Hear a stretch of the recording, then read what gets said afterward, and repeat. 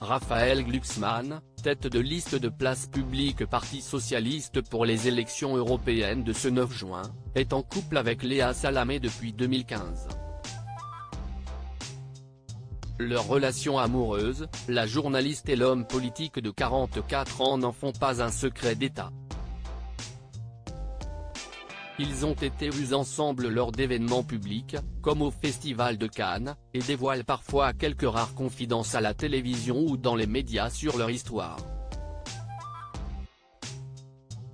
Mais avant de vivre au grand jour son amour avec l'animatrice télé et radio, et de devenir le père de leur garçon prénommé Gabriel, âgé de 7 ans, Raphaël Glucksmann a connu une autre idylle importante dans sa vie.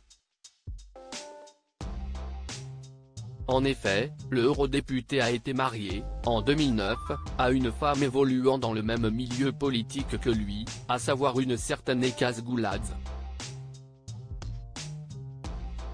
Née en Géorgie, elle a obtenu la nationalité ukrainienne en 2014.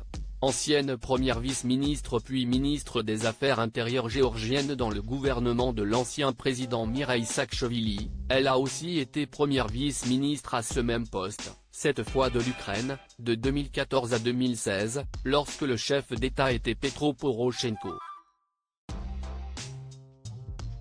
De son histoire d'amour entretenue avec le Français Raphaël Glucksmann, la femme politique de 45 ans a eu un fils, Alexandre, âgé de 13 ans.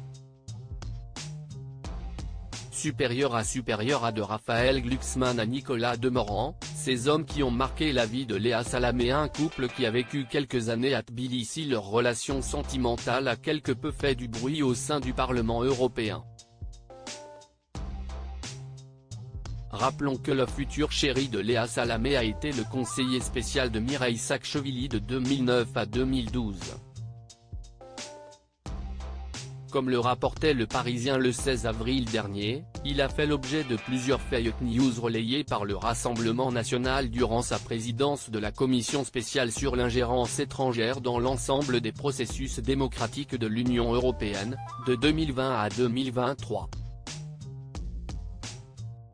Lorsqu'il était en couple, Raphaël Glucksmann et Ekaz Gouladze s'étaient impliqués dans le mouvement Euromaïdan en Ukraine, ayant permis de renverser le gouvernement un an plus tard. Ils ont, durant leur relation, vécu quelques années à Tbilissi, capitale de la Géorgie, puis à Paris.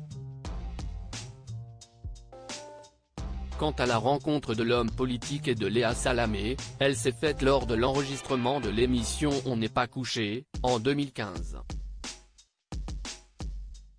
Article écrit avec la collaboration de 6 Médias Crédit Photo, agence.